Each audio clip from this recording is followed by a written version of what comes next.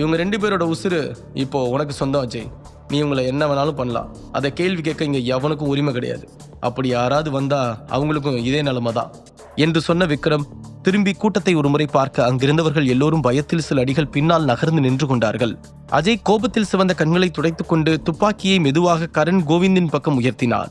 அதை பார்த்து இருவருக்கும் இதயமே நின்றுவிடும் போல இருந்தது. என்ன செய்வதென்று அறியாமல் அப்படியே திகைத்து போய் நின்றிருந்தார்கள். அஜய் ஆக்ரோஷமான கோபத்துடன் துப்பாக்கியை தூக்கி கோவிந்தையும் கரணையும் குறிவைத்தான். அதை பார்த்து அலறிப்போன இருவரும் நேராக அஜய் கிருஷ்ணாவின் முன்னால் வந்து, அஜய், நாங்க 2 பேரும் என்னோட அண்ணா சோமேஸ்வரன் கூட சேர்ந்து நிறைய விஷயங்களுக்கு துணை போயிருக்கோம். அதை நாங்கள் ஒத்துக்கிறோம். ஆனால் உன் அப்பா அம்மாவோட சாவுக்கு காரணம் நாங்கள் கிடையாது. உண்மையிலேயே சோமேஸ்வரன் தான் உங்கள் அப்பாவையும் அம்மாவையும் கொன்னாருன்னு எங்களுக்கே நேற்று தான் தெரியும். எங்களை நம்பு அஜய் என்று கரண் அவனை பார்த்து கெஞ்சினார். ஆமா அஜய், உன் அப்பா எங்கள் கூட பிறந்தவர். அவரை கொல்றதுக்கு எங்களுக்கு எப்படி மனசு வரும்?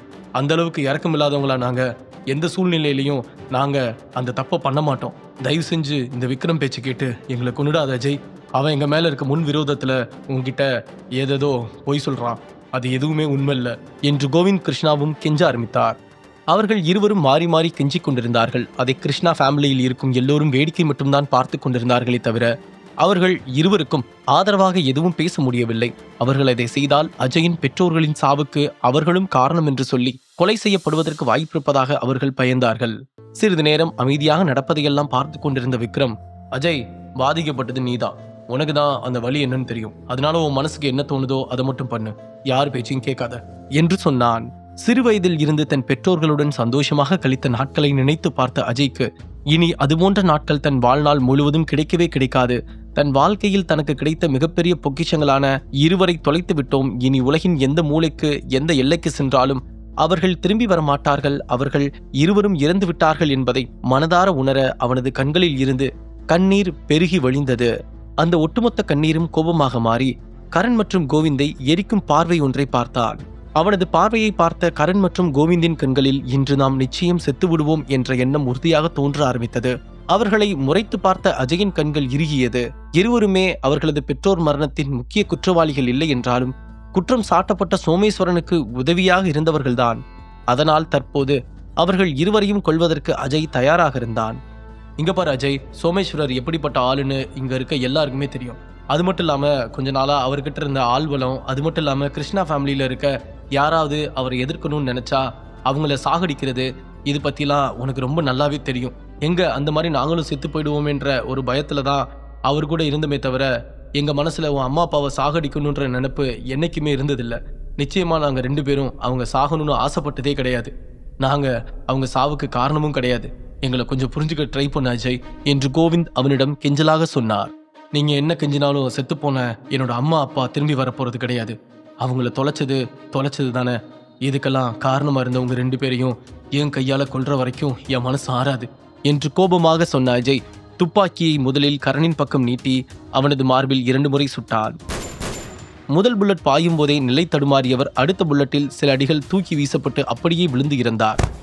அதை பார்த்து கதறி அழுத கோவிந்த் பயத்தில் என்ன செய்வதென்று தெரியாமல் அந்த இடத்திலிருந்து ஓட ஆரம்பித்தார். அப்போது விக்ரம் டக்கன சேரிலிருந்து தாவி குதித்து கோவிந்தை இடைமறித்து மார்பின் மீது எட்டி உதைக்க அவர் நேராக பறந்து சென்று அஜயின் காலருகே விழுந்தார். அடுத்த நொடியே அவன் காலை பிடித்து கொண்டு, அஜய், நானும் உனக்கு அப்பா மாதிரி தானே. சின்ன வயசுல உன்னை தூக்கி வளர்த்ததெல்லாம் உனக்கு மறந்துருச்சா? ப்ளீஸ் என்னை எதுவும் பண்ணிடாத என்று கெஞ்சியவர் அருகில் நின்றிருந்த தன்னுடைய அப்பா சுந்தர் கிருஷ்ணாவிடம் சென்று அவருடைய காலையும் பிடித்து கொண்டு கெஞ்ச ஆரம்பித்தார். அப்பா, நீங்க பெத்த பையனையே அவன் கொல்ல வர்றான், பார்த்துட்டு அமைதியா இருக்கீங்க. நாங்க தப்பு பண்ணியிருக்கோம், உண்மைதான். அதுக்காக இந்த அளவுக்கு பெரிய தண்டனை எங்களுக்கு கொடுக்கணுமா? தயவு செஞ்சு என்னை கொல்ல வேண்டாம்னு சொல்லுங்க ப்ளீஸ். இனிமே நான் ஊர்லயே இருக்க மாட்டேன். எங்கேயாவது கண்காணாத இடத்துக்கு ஓடி போயிடுறேன். அஜய் கிட்ட சொல்லி என்னை எதுவும் பண்ண வேண்டாம்னு சொல்லுங்க என்று கதறி அழுதார். அது உன்னோட கர்மா கோவிந்த். கூட பிறந்தவங்களுக்கு நீ பண்ணின துரோகம் தான் இப்போ அஜய் மூலமா உன் முன்னாடி வந்து யமனா நிக்குது. என்னால எதுவும் உனக்கு கண்டிப்பா ஹெல்ப் பண்ண முடியாது. முடிஞ்சா நீயே உன்னை காப்பாத்திக்கோ, இல்லனா அவன் கையால செத்து உன்னோட பாவத்துக்கு மோட்சம் தேடிக்கோ என்று கொஞ்சமும் தயக்கமில்லாமல் சொன்னார் சுந்தர் கிருஷ்ணா. அவர் பேசுவதை பார்த்து மொத்த கூட்டமும் ஆடிப்போய்தான் இருந்தது. பெத்த பையன் மேலேயே அவருக்கு துளி கூட இறக்கம் வரலன்னா நம்மெல்லாம் ஏமாத்துறோம். இந்த மீட்டிங் முடிகிற வரைக்கும் வாயை பொத்திக்கிட்டு கம்முன்னு இருந்துட்டு போயிடணும், அதான் நமக்கு நல்லது என்று கூட்டத்தில் இருந்த ஒருவன் சொல்லிக் கொண்டான். தன்னுடைய அப்பாவே தனக்கு உதவி செய்ய மறுத்ததும் விரக்தியில் என்ன செய்வதென்று தெரியாமல் கோவிந்த் டக்கன தன்னுடைய இடுப்பில் இருந்த கத்தியை எடுத்து தன் அப்பாவின் கழுத்தில் வைத்து அஜயை கோபமாக முறைத்தபடி, துப்பாக்கியை கீழே போடுறா, இல்லனா இந்த கிழவனை இதே இடத்துல கழுத்தறுத்து போட்டுருவேன் என்று ஆக்ரோஷமாக கத்தினார். விக்ரமும் அஜயும் அதை கொஞ்சமும் எதிர்பார்க்கவில்லை. என்ன செய்வதென்று தெரியாமல் திகைத்து நின்று கொண்டிருந்தார்கள். துப்பாக்கியை கீழே போடுன்னு சொன்ன என்று மீண்டும் அவர் கழுத்தில் கத்தியை வைத்து அழுத்த அஜய் அடுத்தனுடைய துப்பாக்கியை கீழே வீசினான்.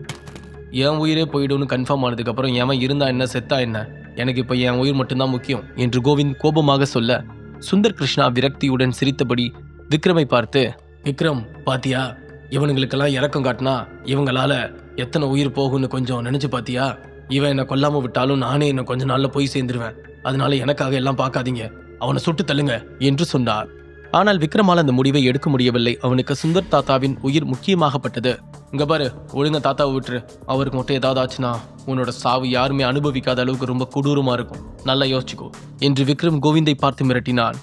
டே, சாகணுன்றது ஆனதுக்கு அப்புறம் எப்படி செத்தா என்னடா? எனக்கு இப்ப என் உயிர் மேல அக்கறை இல்லை. ஆனா உங்களுக்கு இந்த கிழமை உசுறு முக்கியம்னு எனக்கு தெரியும்.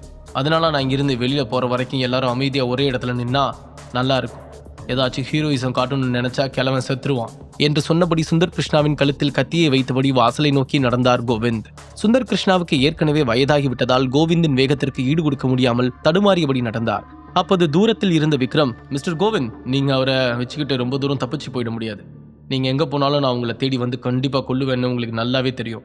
அதனால டோன்ட் பி ஆக்ட் ஸ்மார்ட். இப்போ நீங்க அவரை விட்டா நான் உங்களுக்கு ஒரு ஆஃபர் தர்றேன், அது கண்டிப்பா உங்களுக்கு யூஸ் ஆகும் என்று சொன்னார். அதை கேட்டதும் நடப்பதை நிறுத்திய கோவிந்த் மெதுவாக பின்னால் திரும்பி, நீ முதல்ல என்ன ஆஃபர்னு சொல்லு, அதுக்கப்புறம் இவரை விடுறதா வேண்டாமான்னு நான் முடிவு பண்றேன் என்று சொன்னார். விக்ரம் ஒரு பெருமூச்சு விட்டபடி, ஆக்சுவலா அவங்க 2 பேரையும் கொன்னுட்டு உங்க குடும்பத்துல பகிரங்கமா நான் தலைவர் பொறுப்பை ஏத்துக்கலாம்னு நினைச்சேன். ஆனா இப்போ அதுல எனக்கு உடன்பாடு இல்லை. நான் உங்களுக்கு ஒரு சான்ஸ் கொடுக்குறேன். நம்ம 2 பேருமே தலைவர் பதவிக்கு போட்டி போடலாம். உங்க குடும்பத்து ஆளுங்களே ஓட் பண்ணட்டும். நீங்க ஜெயிச்சா உங்களுக்கு தலைவர் பதவி கிடைக்கும், உங்களோட உயிரையும் காப்பாத்திக்கலாம். ஒருவேளை நான் ஜெயிச்சா உங்களை நான் கொன்றுவேன் என்று சொன்னான்.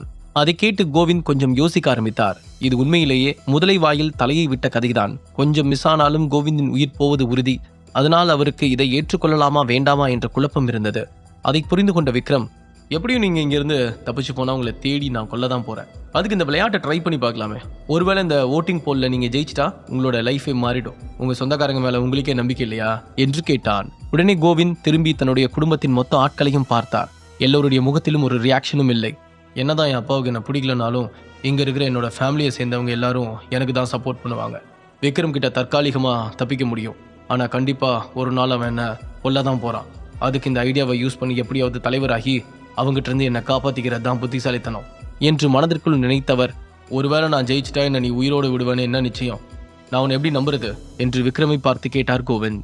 நான் வாக்கு கொடுத்தா கண்டிப்பா காப்பாத்துவேன். நீங்க தலைவர் ஆயிட்டா கண்டிப்பா என்னாலேயோ என்னை சுத்தி இருக்கிறவங்களாலேயோ உங்க உயிருக்கு எந்த பாதிப்பும் வராது. அதுக்கு நான் கேரண்டி. இங்க இருக்கிற எல்லாருமே அதுக்கு சாட்சி என்று சொன்னான் விக்ரம். அதை கேட்ட சுந்தர் கிருஷ்ணா, விக்ரம் வேண்டாம், இந்த மாதிரி ஒரு ஆப்ஷனை கொடுத்து அவன் தப்பிச்சு போறதுக்கு நீயே வழி பண்ணிடாத. கிருஷ்ணா ஃபேமிலியில இருக்கிற எல்லாருமே மறைமுகமா சோமேஸ்வரனுக்கும் கோவிந்துக்கும் சப்போர்ட் பண்ணிக்கிட்டு தான் இருந்தாங்க. கண்டிப்பா இந்த போட்டியில அவன் தான் ஜெயிப்பான் என்று சொன்னார். எனக்கு உங்களை காப்பாத்துறது தான் தாத்தா முக்கியம். உங்களை பணையமா வச்சு தப்பிச்சு போறவரு உங்களை உயிரோடு விட்டுட்டு தான் போவார்னு என்ன நிச்சயம்? உங்களை காப்பாத்த அவரை உயிரோடு விடுறதுல எனக்கு எந்த பிரச்சனையும் இல்லை. அதுக்கு முதல்ல அவர் ஜெயிக்கணுமே என்று நக்கலாக சொன்னான் விக்ரம். உடனே கோவிந்த் கோபமாக அவனை பார்த்து, கண்டிப்பா என்னோட ஃபேமிலி என்னை கைவிடாது, நான் இந்த போட்டிக்கு தயார் என்று சொல்லி சுந்தர் கிருஷ்ணாவின் கழுத்தில் இருந்த கத்தியை எடுத்து அவரை விக்ரமின் பக்கம் தள்ளினார் கோவிந்த். டக்குன ஓடி சென்று சுந்தர் தாத்தாவை பிடித்த விக்ரம் அவரை ஒரு இடத்தில் உட்கார வைத்துவிட்டு திரும்பி அஜயை பார்த்து, அஜய், உங்களோட ஃபேமிலி வாட்ஸ்அப் குரூப்ல என்ன ஆட் பண்ணிடு. அதுல நெக்ஸ்ட் லீடர் யாருன்னு ஒரு போல் ஸ்டார்ட் பண்ணு. அதுல என்னையும் கோவிந்தையும் கண்டஸ்டண்டா போடு என்று சொல்லி திரும்பி கிருஷ்ணா குடும்பத்தை பார்த்து, நீங்க எல்லாரும் அந்த போல்ல ஓட் பண்ணலாம். அதுல யார் ஜெயிக்கிறாங்களோ அவங்க தான் அடுத்த கிருஷ்ணா ஃபேமிலியோட தலைவர் என்று சொன்னான். அஜய் உடனே விக்ரமை ஃபேமிலி குரூப்பில் சேர்த்து போல் லிஸ்ட் தயார் செய்தான். ஓட்டிங் ஸ்டார்ட் ஆகும் சம்பவத்தில் கிருஷ்ணா குடும்பத்தினர் எல்லோருடைய பார்வையும் விக்ரமின் மீதுதான் இருந்தது. அவர்களுக்கு இன்னமும் விக்ரமை நினைத்து பயமாக இருந்தது. விக்ரம் கொல்ல மாட்டேன்னு சொன்னது கோவிந்த மட்டும்தானே? ஒருவேளை இந்த போட்டியில் தோத்துட்டா அதுக்கு காரணமான நம்மளை கொண்டுட்டா என்ன பண்றது? இவ்வளவு நடந்ததுக்கு அப்புறமும் விக்ரமை எதிர்த்து ஒரு விஷயம் பண்றது கண்டிப்பா ஆபத்தானது என்ற ஒரு மனநிலை தான் கிருஷ்ணா குடும்பத்தினர் எல்லோருக்குமே இருந்தது. ஓட்டிங் போல் ஸ்டார்ட் ஆனது. எல்லோரும் அவரவர் ஓட்டுகளை போட ஆரம்பித்தார்கள். 2 நிமிடத்திலேயே மொத்த ஓட்டும் போடப்பட்டது. கோவிந்த் மற்றும் விக்ரமை தவிர அங்கிருந்த மொத்த பேருக்கும் ரிசல்ட் என்ன என்பது தெரிந்துவிட்டது. கோவிந்த், விக்ரம் இருவரும் அவர்களுடைய போன்களை பார்க்கவில்லை. ஓட்டிங் ரிசல்ட் தெரிந்ததும் அஜய் விக்ரமை பார்த்து, ஓட்டிங் முடிஞ்சது மிஸ்டர் விக்ரம் என்று சொல்ல, கோவிந்தின் இதயம் படபடவென 2 மடங்கு வேகமாக துடித்தது. ஒருவேளை தான் ஏமாற்றப்பட்டு விட்டோமோ என்ற எண்ணம் கூட அவருக்கு அந்த நேரத்தில் தோன்ற ஆரம்பித்தது. அப்புறம் எதுக்கு இன்னமும் வெயிட் பண்ணிட்டு இருக்க? சீக்கிரமா ரிசல்ட் சொல்லு அஜய், நாங்க 2 பேரும் தெரிஞ்சுக்க ஆர்வமா இருக்கோம் என்று விக்ரம் கோவிந்தை பார்த்து சிரித்துக்கொண்டே சொன்னான். உடனே அஜய் இருவரின் முன்னால் வந்து நின்று, இந்த ஓட்டிங்ல 98% வாக்கு மிஸ்டர் விக்ரமுக்கு தான் விழுந்திருக்கு, அதனால அடுத்த தலைவர் அவர்தான் என்று சொன்னான். அதை கேட்டதும் கோவிந்திற்கு பயங்கரமான கோபமும் ஏமாற்றமும் ஏற்பட்டது. உடனே தன்னுடைய குடும்பத்தினரை பார்த்து, நம்பிக்கை துரோகிங்களா, உங்களை நம்பினதுக்கு நல்லா முதுகுல குத்திட்டீங்க என்று சொன்னவர் திரும்பி தன் அப்பாவை பார்த்து, அப்பா, ஏதோ உங்க பிள்ளைங்க தான் கெட்டவங்கன்னு நீங்க நினைச்சுக்கிட்டு இருக்கீங்க, ஆனா இதோ நிக்குதுங்க பாருங்க, இவங்க எல்லாருமே என்னை விட ரொம்ப ரொம்ப மோசமான ஆளுங்க. தங்களை காப்பாத்திக்கிறதுக்காக எந்த எல்லைக்கும் போகக்கூடிய நயவஞ்சக கூட்டம். இவங்க யாரையும் கூட சேர்த்துக்காதீங்க, அதுதான் உங்களுக்கு நல்லது என்று ஏமாற்றத்துடன் சொன்னார். சரி, அவங்க பிரச்சனையை அப்புறம் பார்த்துக்கலாம். ஸோ போட்டியில தோத்தாச்சு, அடுத்து என்று விக்ரம் சொல்லி முடிக்கும் முன்பே, அடுத்து நீ என்ன பண்ண போறேன்னு எனக்கு நல்லா தெரியும், நான் இப்போ அதுக்கு தயாராக தான் இருக்கேன், ஆனால் உங்கள் கையால் என்னோட உயிர் போகிறத நான் விரும்பலை என்று சொன்ன கோவிந்த் டக்கன பாய்ந்து அஜய் கீழே போட்டிருந்த துப்பாக்கியின் மீது விழுந்தவர் அதை எடுத்து தன்னுடைய கழுத்தில் தானே சுட்டு கொண்டார். அதை பார்த்து அங்கிருந்த எல்லோரும் பயத்தில் அலறினார்கள்.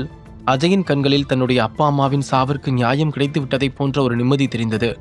இன்னொரு புறம் சுந்தர் கிருஷ்ணா முகத்தில் எந்த ரியாக்ஷனும் இல்லாமல் வெறுமையான கண்களுடன் இறந்து கிடந்த தன்னுடைய மகனையே பார்த்து கொண்டிருந்தார். அடுத்த சில நிமிடங்களில் அந்த மொத்த இடமும் மயான அமைதியில் இருந்தது. முழு கதையையும் கேட்டு மகிழ பாக்கெட் FM ஆப்பை டவுன்லோட் செய்யுங்கள். லிங்க் டிஸ்கிரிப்ஷனில் கொடுக்கப்பட்டுள்ளது.